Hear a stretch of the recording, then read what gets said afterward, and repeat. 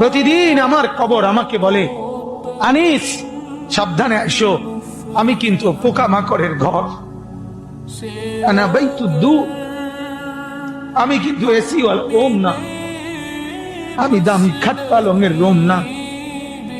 কবর আমাকে বলে, আনিস আমি কিন্তু পোকামাকড়ের ঘর, আনা বাইতুল ওয়াহদা, আমি একাকী ঘর, একাকী ঘর, যে ঘরে আর কেউ থাকবে না, কেউ না, কেউ না, কেউ না।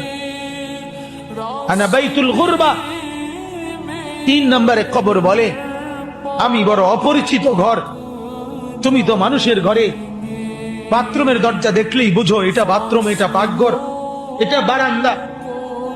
কবর বলে, হে আল্লাহর বান্দা, কবর এসে দেখে কিছুই চিনবা না, ডান বাম কিছুই পাবা না, আমি বড় অপরিচিত ঘর।